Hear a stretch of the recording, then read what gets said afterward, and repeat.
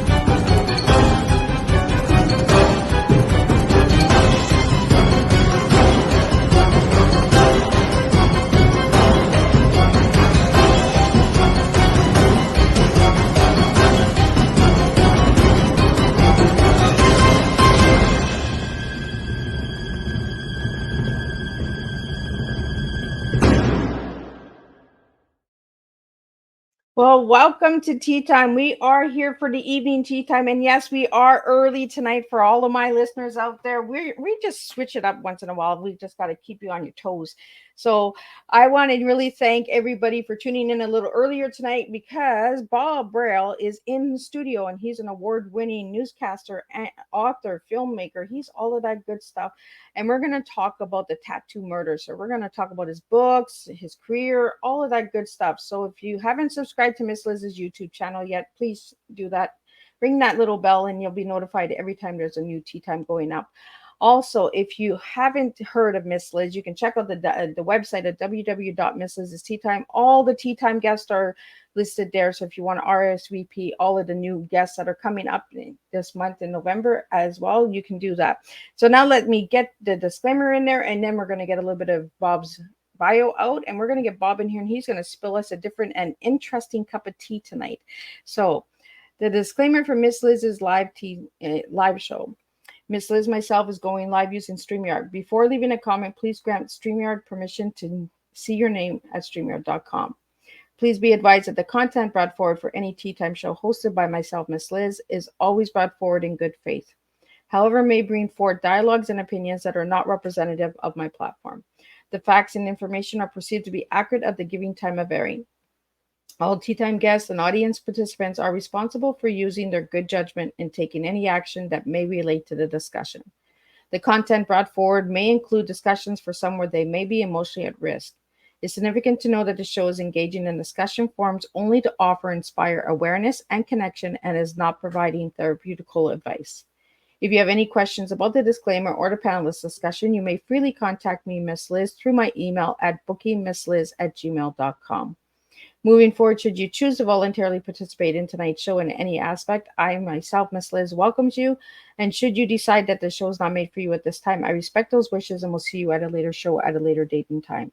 And again, all tea times in 2023 are done on Thursday, 10, 3, and 7 p.m. Eastern Standard Time, unless we do surprise shows like tonight.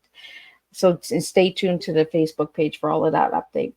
Now, a little bit on Bob. Who is Bob Brill? Well, Bob Brill is an award-winning newscaster, author, and filmmaker working in radio for decades. Bob is a news anchor and reporter at the All News radio station in Los Angeles. He has written 12 books, produced numerous short films and podcasts, and has written about 20 screenplays and pilots.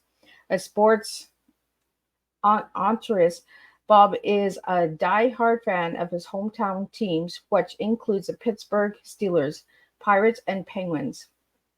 His childhood desires to play Major League Baseball are captured in his youthful memoir, Tales of My Baseball Youth, a child of the 60s. He continues to write a popular weekly blog, Baseball in the 1960s.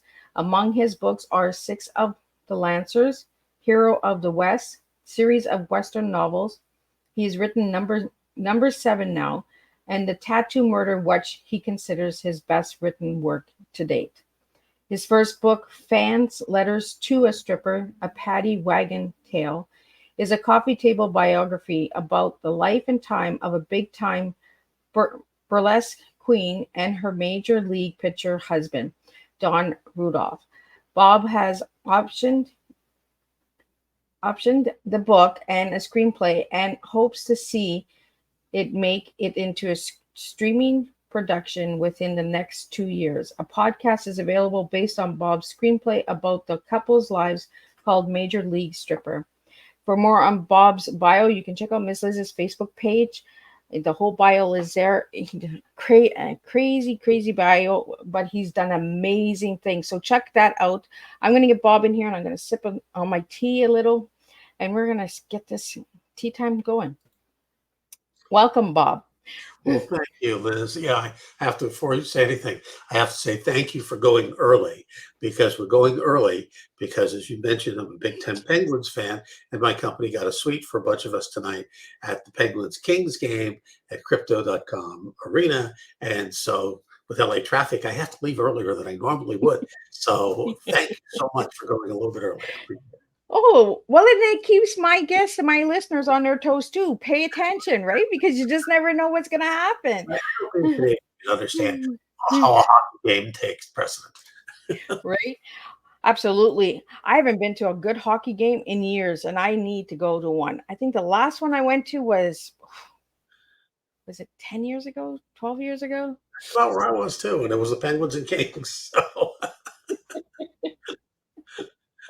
like a luxury suite. That's just, So, Bob, I want to get in this tea time going. So I want to know who you were as a little guy and who you are now as a grown man. Wow. As a little guy. All right. In Pittsburgh, Pennsylvania, that's where I was born. And we moved back and forth to California, starting at the time I was, I guess, about 6 years old, 7 years old. But yeah, about that. And I always loved sports. I love baseball, especially. But I love to write. And even back then, I think I got my start. I wrote when I was about 6 or 7. I started writing jokes for family members, and I was a cute little kid, so they laughed. So that is just encouraged me. If they weren't funny, they laughed, and that said, "Hey, I'm okay." And then I got into radio because when I was in elementary school, I had to write an assignment on what we wanted to do in life, and my whole thing was I wanted to play baseball. And I had a teacher, Mrs. Dunn, who asked me, well, what's your backup? And I said, well, what's a backup? And she said, well, if you don't play baseball. And I said, well, I thought about it. I said, well, how can I stay close to baseball? And I came up with the idea of, okay, I could be a play-by-play announcer. And I love listening to play-by-play radio then. And there are many times I will listen to a game on the radio now, or streaming now, which is the same thing, as opposed to watching on television. And because I love that part of it and have done some. But then eventually I got into radio and right out of high school, and I've been doing it ever since. And so today, who am I? I guess today I'm that guy who has lived a full life and has a lot of experience. But I'm planning on only being halfway through my life. I'm planning on living to 120, as long as the world plans on be here at that point. And but no, I really do think that I with today's technology and everything, I could possibly live that long, and I'd like to, and share that experience and do the things that I've always wanted to do that I wasn't able to do in the first half of my life, in the second half of my life, and which is writing and producing and filmmaking and writing more books. And because I do love to write. I'm right now deep in writing the 7th Lancer book, which is the Virginia City affair. And hopefully that will be out probably in February, around that time, maybe sooner, maybe later, but around that time. That's what I shoot for. And then I get started on the Tattoo Murder sequel, which is called The Belt Buckle Murder. And that'll probably take me the longest of any of the books I've ever written. Usually I'm bam, bam, bam, bam, but that one takes so much interaction and development that it'll probably take me a year to write it. I hope not that long, but maybe. The first one sat on the shelf after I wrote it for 10 years, and before I went back and refined it in 30 days, and it got out there, and it's like you said, I consider it my best work ever. Well, before we went live, you were saying that it took 10 years for the book that we're going to be talking about tonight, right? Yeah.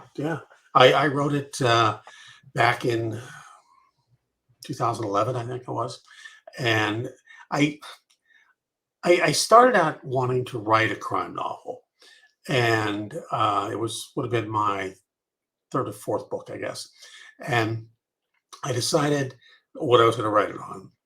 But it's always a challenge, and I wanted it to be racy. I wanted my character to be someone who was sort of a local James Bond type of guy, when it came to the women anyway. And I wrote it, and I made the mistake, or maybe good fortune, of asking my daughter to read it. And she goes, "I can't read this. My dad wrote this." And I can't do it, Dad. then I gave it to my sister, who's a little older than me, figuring, the adult. And she goes, "I can't read this. It's too racy." It's too, and she loves to read. And I said, "Oh, geez, And so I kind of let it sit on the shelf, and I wasn't sure where I wanted to go with it. So then I gave it to a friend of mine who happens to be a psychiatrist. So she's not my psychiatrist. I want to clear that up right away. It's a friend of a friend. Yeah. And she's a lovely lady, and I love her to death. And we'd see each other and stuff. And she asked if she could read it. I said, "Yeah, sure." And she called me back after she read it. She goes, "Bob, I couldn't put it down." She goes, "You need to get this out there." She goes, "I literally could not put it down. It's magnificent." And I said, "Well, thank you. I appreciate that." And I'd see her about a year later, and she'd say the same thing about, "You've got to get that book out there." So after about 8 or 9 years of plotting me, I said, "Okay, but I'll tone it down." And I really felt I had to tone down the sexual parts of it, the grittiness and the crime, and that has to stay, because that's what it is, And so I toned it down. Toned down the sex and the raciness of it, and people seem to love it. I mean, it's I like it better, to be honest with you. And that's part of the thing about when you start editing your work and you're writing. It's the old adage of slash the crap out of it. And once you get it down to bare bones, you've got something great. Well, I don't think that's always true, but because it's a 300-page book. Most of my books are 200, but there's a lot involved, and it is one of those things that I can't wait to start writing the sequel. The sequel's in my head. It's partially outlined, and it's actually based on a case that I covered as a reporter in Fresno, California, back in the mid 80s. No, early 80s, because I left there in. Yeah, about 83, 84, somewhere there. An actual case. I'm going to change it around a lot, but the basics are there. That gave me the inspiration for it. So where do you get some from your experiences in life, Bob? But where do you get the ideas for all these books? Because you've written a lot of books. Yeah, and I've written a varied amount. I that's kind of one of the things about my life. I've always felt that I was versatile. And sometimes too versatile, but for my own good. But a lot of times, believe it or not, especially with films, I'll be driving down the street, and I'll just look out and I'll see a scene. It could be a lady with a dog. It could be, a guy giving me an ugly stare as he drives by in a car. It could be anything. It could be a plane going across the sky. And for some reason, it clicks in my head a story. And usually what I do is I'll drive on for another mile thinking about this, and then I'll pull over, I'll pull out my phone, and I'll record that into my voice recorder on my phone, so I have it. And then I'll go back to it, and I'll get it off on in Word or whatever, so I have it on my computer, and I just develop a story from it. That's usually the way it happens. Not often, not often. I'll say sometimes you hear a song that gives you some inspiration. I think that is very common. and it happens occasionally. That happened to me before, and occasionally you'll hear someone telling a story, and that story kind of rings to the point where you get a bigger story out of it, and you just kind of go with it. And that's kind of where I've always been. I love history. I came up with a saying years ago that I put on all my websites, that be a student of history, not a victim of it. And, basically sort of like the old adage of, those who don't learn history are doomed to repeat it, because you have to have that. And I love history, always have since I was just a little kid. So a lot of what I tackle is somewhat historical, but not always. Well, it's like you said, right? In history, if you don't learn it, you're going to repeat it, right? Yeah. Mm-hmm. And that's what we see that's going on in the world today is people are they don't know their history. So they're just going out and repeating everything. Like it is, it's amazing. It's like we see the same conflicts over and over and over, the same mistakes being made over and over and over. And, it's not just in the rest of the world, it's in our own countries, and we see this over and over. It's like, and I guess, here, I'm going to tell you a real quick story. There was about 10 years ago, we had a young person who was working at a radio station I was working at. And the editor and I were talking about the two Germanys, in the 20th century. And she was a 4-year student on daddy's money at USC. And it was, it was one of those things that, she'd had 4 years of college, and it was just amazing. She looked up at us and she said, there were two Germanys. And we looked at her, it's like, what? When were there two Germanys? And I looked at it, did you not go 4 years to university? She goes, yeah. I said, you never knew that there were two. So I said, look, two things. I understand Russian communism, Soviet communism was a 20th century phenomenon. Started in 1917, ended in 1989, technically. I understand you were born after the wall came down in Berlin, but how could you not know that there were two Germanys? I mean, it occupied half the 20th century, almost half. And it was like, it just amazed me. So that the fact that people don't latch on or don't understand history. Now, part of it's a school system. I mean, even when I was going to junior high and high school, we didn't get enough history. I was never satisfied with history. And I didn't go to college. So that kind of, wash that out. But it's getting back to your point. It's one of my pet peeves, as you can understand. I'm like that too. I'm just like, really, guys? Like, come on, like, we have everybody going to school, but they're coming out not knowing anything. Like, what is going on here? Like, I one of my biggest pet peeves too. Like, I'm like, you guys don't know about that? How come you guys don't know about that? Like, you went to school, did you not? Like, the other issue is I can't understand, I have to admit, I'm not up on language today, the current language. Is that what we call it? Texting one of my grandsons back and forth, and I texted, they live in Texas, and I texted him something, and he gave me this answer back, and I was like, okay, I have to go to the Urban Dictionary to find out what that is. and I still didn't understand it. And I was like, okay, I think my wife said, you just need to ask him, explanation, please. And I understand, we had the same thing. I still have, growing up in the late 50s, mid 50s, early 60s, I still use the word man. Hey, man, how you doing? What's going on, man? And I understand that is a 70-year-old term, but it's in my vocabulary. But when somebody answers me 5 letters, and it's like, what does that stand for? Right? I don't know. And I have to go to the Urban Dictionary, which I now have on my phone, pull it up, okay, fine. So, but yeah, I don't even call that language anymore. I just call it a bunch of letters.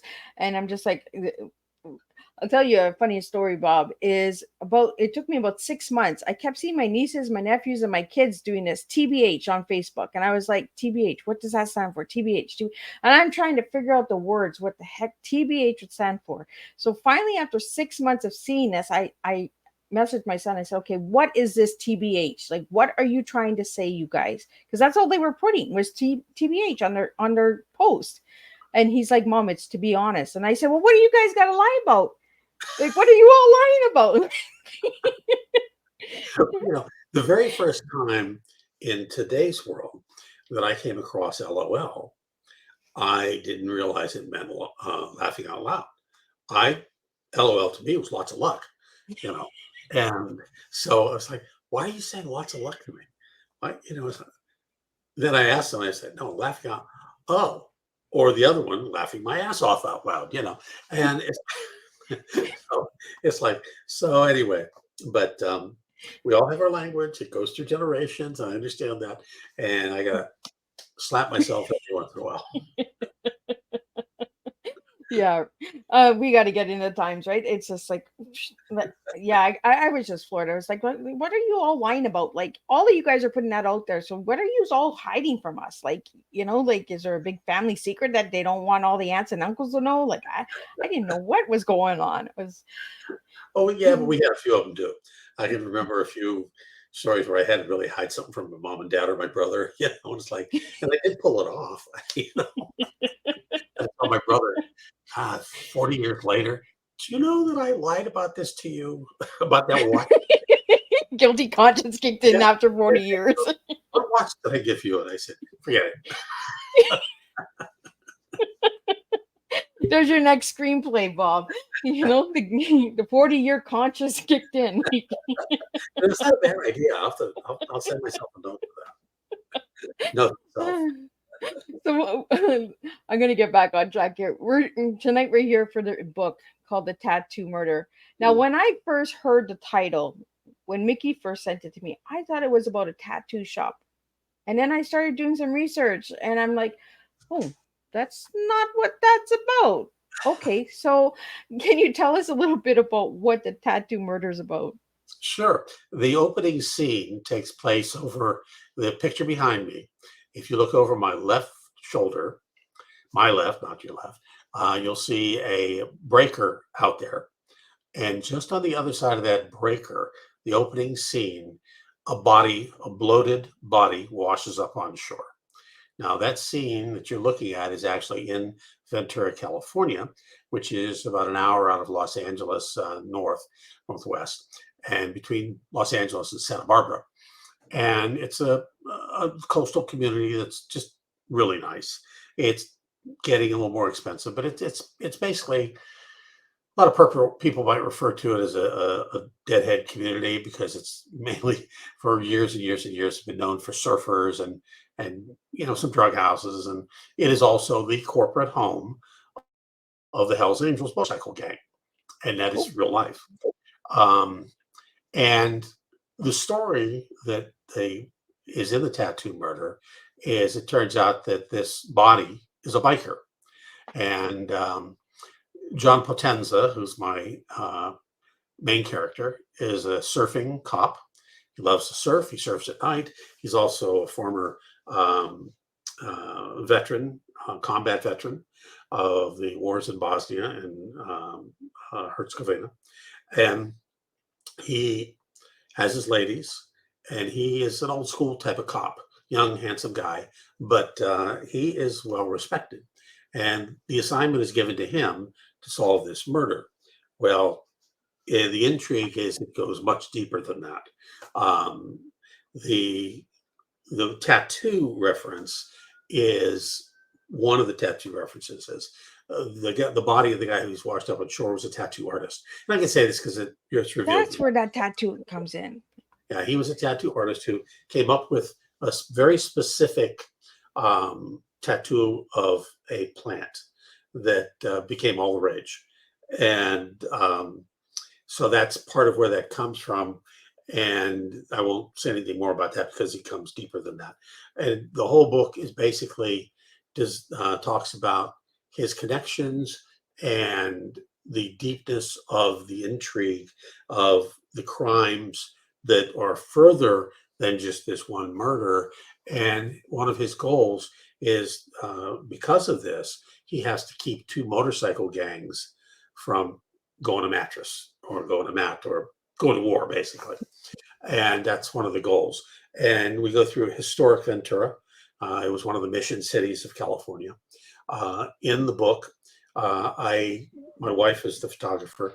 We placed, I think, 10 photographs of the actual places in Ventura where the fictional events, including the murder, took place. Oh. And so the cool thing about that is you get to see, if you've never been to Ventura, you still get to see some of the scenery that's actual and that we placed in there. And the other thing about it that is very unique that I've always wanted to do, and it turned out to be very successful, is we put every scene in the book is time-stamped.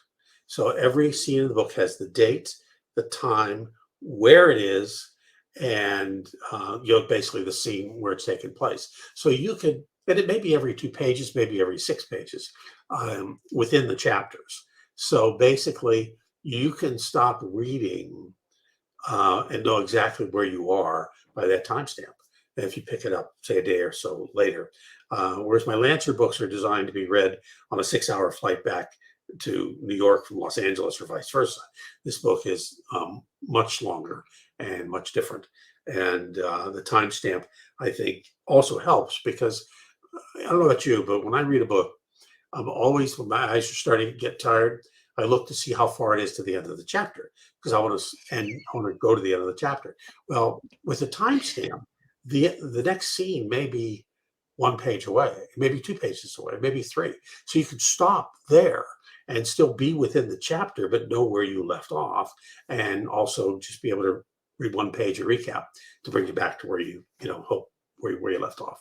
So those are some of the unique things about the book and things that people really, really like about the book, which I'm happy for because those 2 concepts that I came up with that I've been thinking about for a long time, and they worked. Well, and I think it's really nice that you put the experience in there as well, right? In a timestamp. So it kind of brings it more realistic. Yes. Because before we went live, I asked you, was it a real murder or was it not? Right. So by you doing that, you got the readers really engaged in getting into the book and asking that question, is it or is it not, And there's some friends of mine who are people in the book. Of course, I changed their names. And there's I won't talk about one of the main criminals, but I'll let you figure that out for yourself. But the fact that it's motorcycles, surfing, nice ladies, I'll leave it at that, and crime, all mixed in with a bit of history, because there's a couple of scenes in the book which I know a couple of veterans described to me, and they said, they brought back some bad memories, because I do take him back at one point to his memories of being in Bosnia, which was an awful, awful war. I mean, I believe it's considered to be the very first war where government sanctioned rape as a weapon of war. And, it happened obviously in wars gone by, but governments didn't say, yeah, this is part of what we're doing as part of one of our acts of war. And he has to deal with that. And so there is that one section in there. It's pretty gruesome. And I've had a couple of guys tell me that it's not for the weak at heart, but it's what's there. Well, it's not everybody's cup of tea, right? That's right. Tea. And you see how I do that, right? I just come in nice and smooth with a cup of tea. So, Bob, if I ask you what your tea is, what 3 words would you give me tonight? Oh, wow. Yeah, we discussed this a little ahead of time. I think my tea would be thought, because when you do a book or a screenplay, you have to put a lot of thought into it. First of all, the thought is, do I really want to do this? And number two, how many times am I going to feel that rejection? Because these are businesses that if you can't take a rejection, don't get in. I think the E would be for energy. And because you have to have that energy to do it. Whether it's getting up and writing in the morning or writing at night or just getting down and doing it and building that energy, translating your energy into the spoken word or the written word or whatever you're doing. And the third easily has to be action. And you have to be able to just say, you can't procrastinate. You have to take action. And my wife calls me her Energizer Bunny, because I go from one, I'm always on, so to speak, and going, and I've got multiple projects usually going. And she always says she gets tired of seeing the back of my head in the office. But that's one thing you have to have. And so those three things, thought, energy, and action, I think are what I feel I bring and what I have to bring to every project that I do. Well, it's you with the thought process, right? Do I want to do this? Do I want to be rejected? And you talked about rejection. A lot of people don't realize that there's a lot of rejection in filmmaking, in writing and screenwrites and all that. So I want to get into that because people don't talk about rejection. So, right. So let's talk about that a little bit, Bob. Sure. It's writing a screenplay, first of all, is tough enough. Or writing a book is tough enough. And people say, well, how do you do it? I can't even get into it. What do I need to do? And I just tell them, you got to write. Just sit down and write. Write, the old adage is write what you know. That's a good place to start, because nothing a book doesn't get made unless somebody puts something on paper. You have to do it. It doesn't come out of the sky. It just doesn't fall. The ideas may, but you have to physically put it on paper. And so, that's the first step. And then, that even if you've written the world's greatest novel, if you've not been published before, if you've not sold anything before, you're still nobody, and getting that book or screenplay to the next person is always tough. You will get turned down lots of times. I remember years ago, there used to be a book that had all the publishers listed, and I was trying to break into writing. And I would send out maybe 50 letters and query letters. And if I got one back, chances are it was going to be no. But if I got one back, that was success, because it just getting a response, getting through the person who answers the phones, getting through the person who opens the mail, you ever get it to an agent's desk? I even had one good friend of mine. He's a dear friend. He's a pretty big agent in Hollywood. He doesn't handle writers, fortunately. He handles actors. And so we're talking one day, and I said, what about query letters? He goes, don't send them. He said, we don't read them. I says, I don't read query letters. There are other people who tell you, yeah, go ahead and send query letters. And if you at the time you want to do it, do it. I'm not saying don't do it. But he told me no, at least for him, And he said they're a waste of time. You've got to go out and meet people. You've got to, be in group. It helps to be in a group because, whether it's a writer's group where you can meet with people and get started, I have developed through my short films a crew that we all know each other, and they're the first guys I call, if I'm going to do something. If there's a part for them, I call them. They're in. They're my guys, and I'm their guy. And so it helps. But that's another thing you got to do. And because we're all together in this, because if you add up all the rejection that we've all had, it would, it'd be the fulcrum tipping the earth. You got a good baseball game going on. Yeah.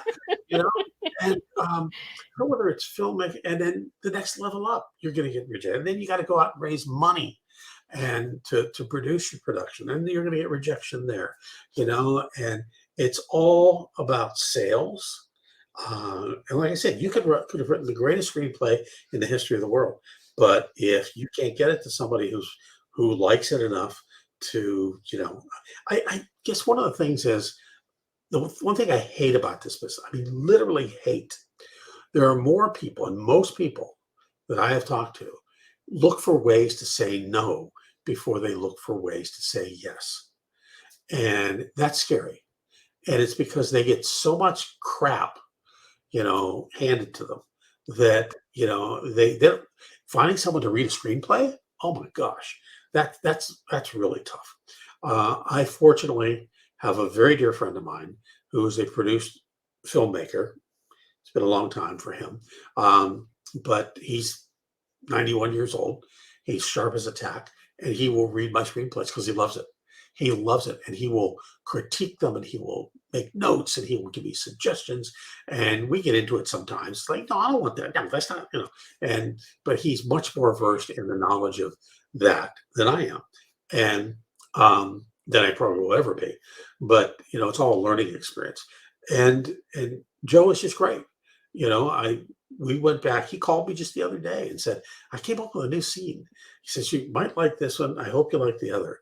And the first scene, I loved it. I wrote it into my latest screenplay. The other one, I said, no, no, not happening. No, it's my ending, not yours. And another, I had a friend tell me once that, everybody wants to rewrite your third act, and that is so true. But Joe, Joe asked me, he said, how do I know, how do I know that you'll lie? I said, I'll tell you. He goes, I just want to make sure I don't step over the line. And I said, I'll tell you, you stepped over the line. You know that. And if not, I'll tell you that point blank. That's one thing I'm learning about having all these interviews with all these filmmakers and directors and producers. You got to be really straightforward, because if you just sugarcoat everything, you're just delaying time and you're wasting someone's time, right? And that's one thing that's my biggest pet peeve. Don't waste my time. My time is precious, right? If you're just going to come here and waste my time, then go somewhere else. Go to another table. I don't have time for that.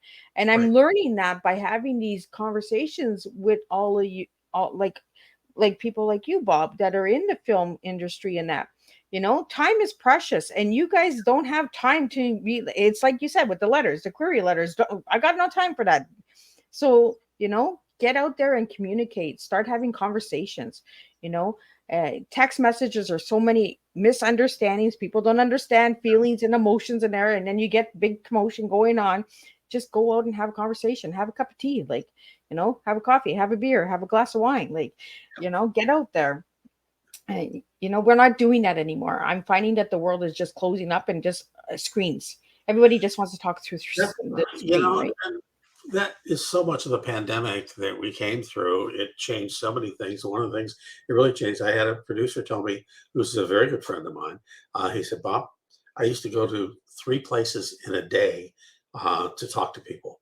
And he said it was really difficult because of LA traffic. One was here, one was Santa Monica, one was West Hollywood, one was in the San Fernando Valley. He said, now it's all screens.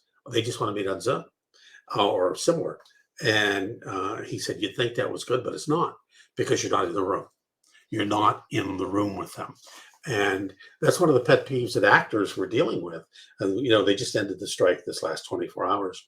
And one of the things they were dealing with is self-pitching and self-recording. Basically, what casting directors are doing now is they're asking you to do your sides, do your lines on your phone, and then send it to them. And so they can see all this without you being in the room and trying to persuade them. And it's like, they want to see your talent. Well, a big part of this is you making your pitch about who you are, not just who your talent is. And it's very difficult when you're not in the room to get that across. And so many places, not everybody does it, but it's becoming more and more the norm. And actors hate it. They don't want to do it. They want to show up for an audition. They don't want to, do the audition because there's no notes. Usually if you're in the room with a casting director, they may look at you and say, can you tweak this a little bit? Can you drop the accent? Can you maybe give me an accent? But they can't do that if you send them, a 2-minute reel. Yeah.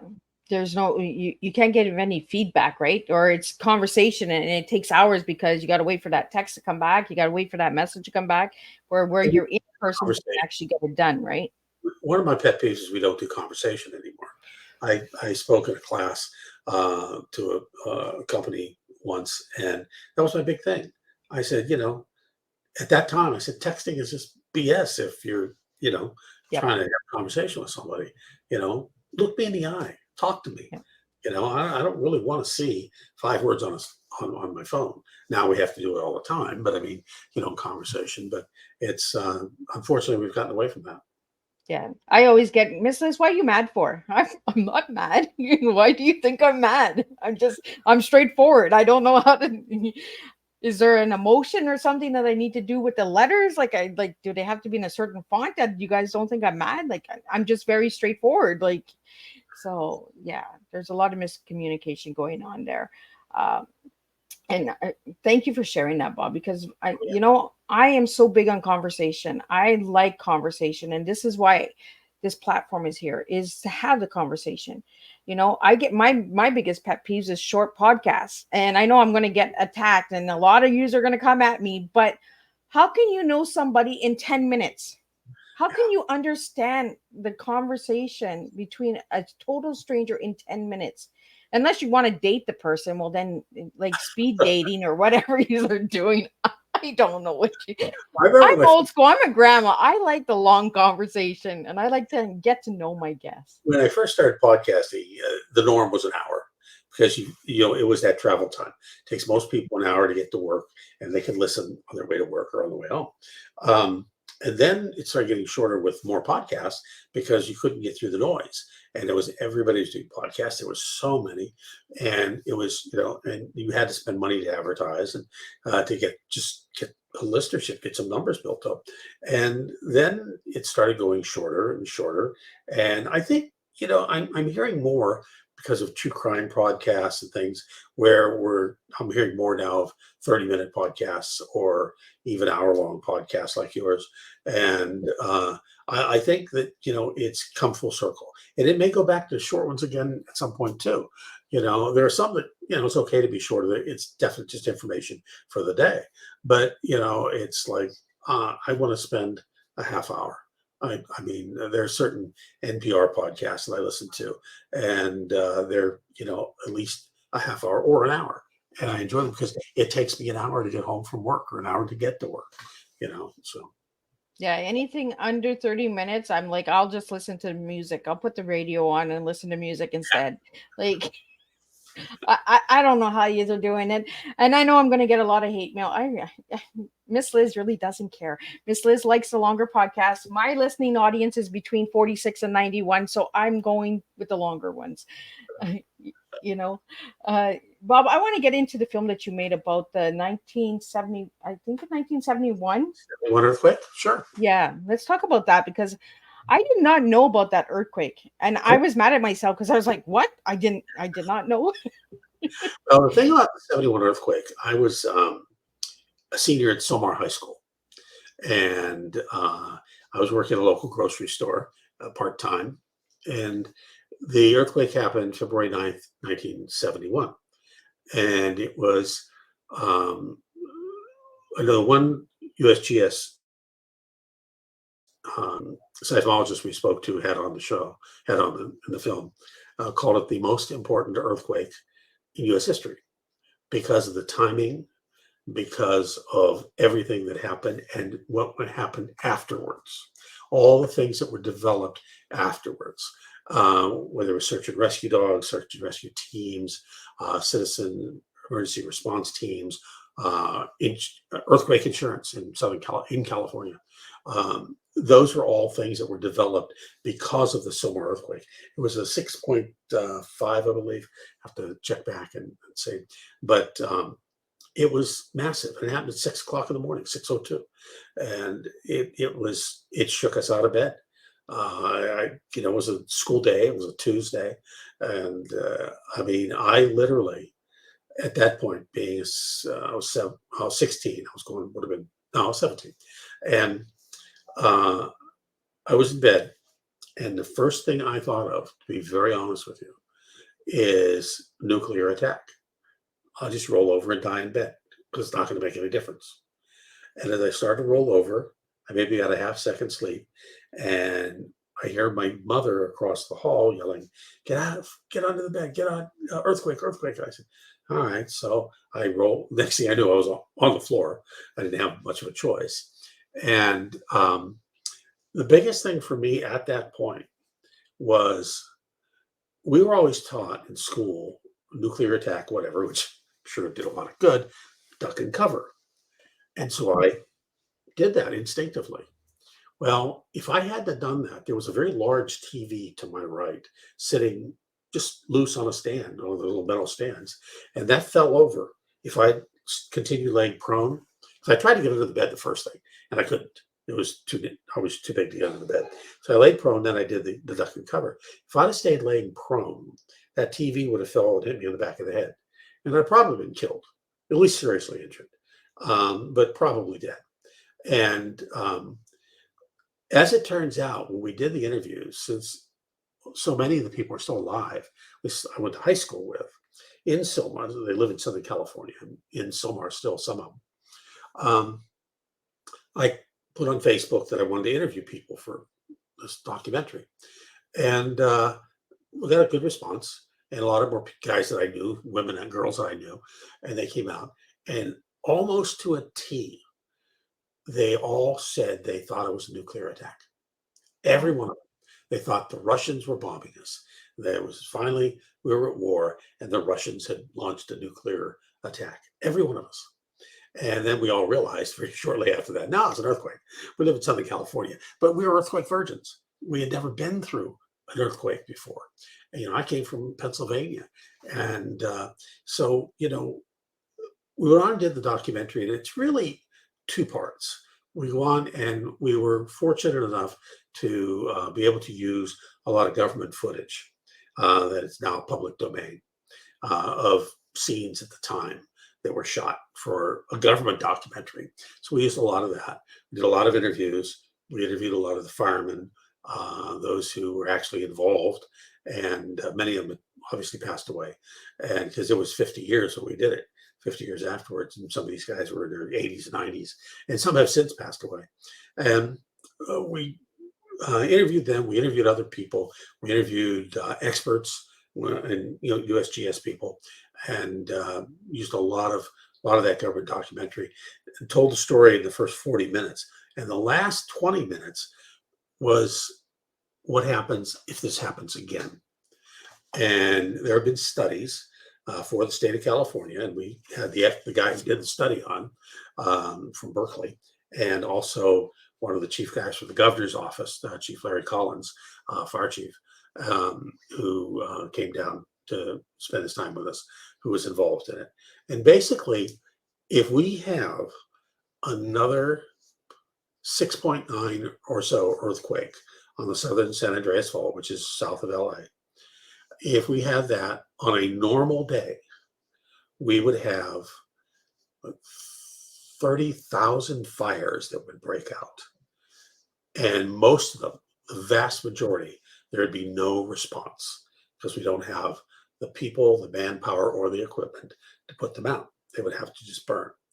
If it happened on a Santa Ana wind day, we have these massive Santa Ana winds that everybody knows about. If it happened on that day, we'd be facing in Southern California 300,000 fatalities. Wow.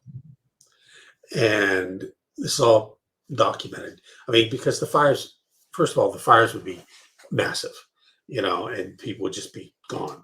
The grasslands, we have such an interface in Southern California between wildland and urban that it's like a matchstick if that happens. And we just don't have the equipment or the people, the bodies to, do much about it. One of the things they are doing now is they're trying to put electrical power, the lines underground, which will help because you won't have these massive towers that'll fall over in such an earthquake, or could fall over. Everyone wouldn't fall over, but So that's basically that story that we told. It's on Amazon Prime. You can get it there. You can also see it on Tubi for free if you don't mind watching the commercials. And but it's a great story. It's a documentary that I've wanted to do since the day it happened. And for me, it was I worked at a grocery store, like I said. We talk about that too, of what is no longer on a shelf during a 6+ earthquake at a grocery store. There's nothing, and somebody has to clean it up. And I was one of those box boys, which we used to call ourselves, who at $1.60 an hour. $1.62. I was union, and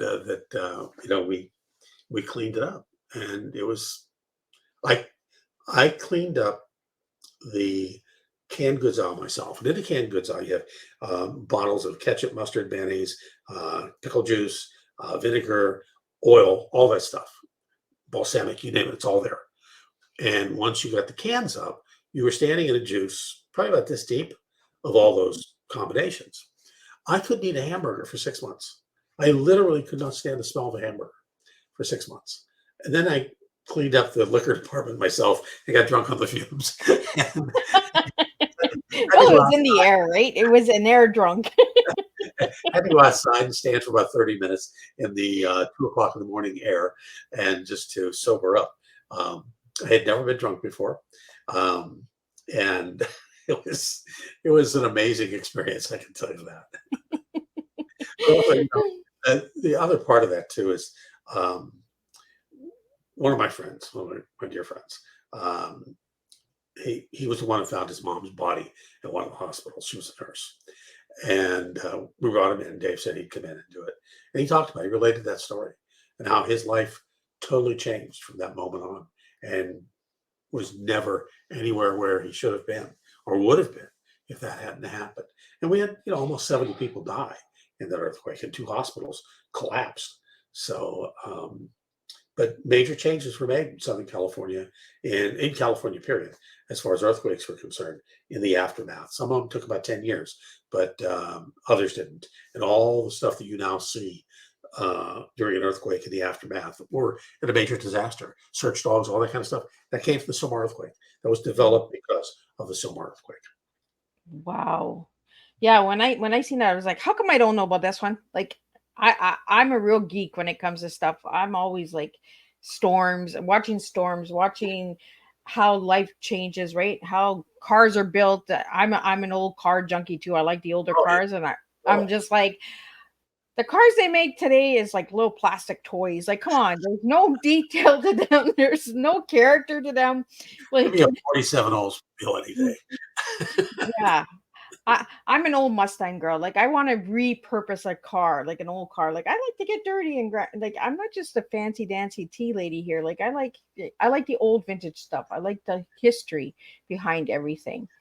I learned something the other day. I want to tell you, speaking of which, cars. We all know that you can pop the clutch on a stick shift to get it started if the alternator is dead or whatever. We had an incident the other day, and the car was facing uphill, and it was a stick. It was a Honda. And my friend, the battery or the alternator was dead. He couldn't start it. Here it is, 12:30 in the morning, right? And my stepdaughter was there, and she said, well, can you pop the clutch? I said, the car's facing up. She goes, can I roll it? I said, the car's facing uphill. She goes, oh, okay. I said, there's no way you're going to push it, And so we looked at each other and said, you ever tried popping it in reverse? And I said, I don't know. Have you ever done that, Louis? He goes, no, I've never heard of that. I said, are you game? It's your car. He goes, yeah, why not? I said, it's better than calling the auto company at 12:30, auto club at 12:30 in the morning, because I have to re-up my auto club. And sure enough, I got in, turned it on, let it roll 20 feet, popped that clutch, and it started right up. Oh, well, look at that, eh? So, yeah, I was like, I learned at my age, I learned something new, something physical new. You could pop it in reverse. Right. And the old cars, they had character too. Like, you could do stuff to them. Like, and they were heavy. They were made heavy. They were stern. They weren't these little plastic toys. What was your first car? My first car was a Pontiac in Really? 1979. Mine was a 63 Bonneville. Wow. Yeah, Big mine was old- peacock green. Everybody's like, "What?" I was like, "Yeah." mine, you could put 7 bodies in the trunk. See, they had style back then. We could take it down to another tattoo murder, right? There you go. So if anybody would like to get your books and know more about you, Bob, how can they find you? The easy thing is, first of all, Amazon is there. You know that. You can also go to bobbrillbooks.com. That's my site. I would send you out one. TuscanyBayBooks.com, which is my publisher for that particular book. My publisher for the last couple of Lancer books is a different publisher. And it's my publicist is going to kill me. I'm going to get in trouble. Am I getting in trouble? Putnam Publishing, and and you can anytime if you Google me, if you Google Bob Brill, just the words Bob Brill, I will come up usually 17 of the top 20 searches, and somewhere in there. I'm not Bob Brill, the IP attorney in Chicago. I'm not Bob Brill, the drummer for Berlin. I'm not Bob Brill, who is the Tony Award-winning set designer on Broadway, and I'm definitely not Bob Brill, the bodybuilder. That dude's just like muscles everywhere. But I'll come up always number 1, and usually somewhere 15, 17 out of the top 20. So if you Google me, I'm out there. I'm easy to find, and feel free to do that. But Bob Brill Books and bobbrill.com and the other sites as well. So. Well, awesome. Well, I had an awesome time talking. Like, I could talk to you all night, but I know you got a hockey game to get to. So Oh, yeah. I'm just like, okay, hockey over, Miss Liz. I got it.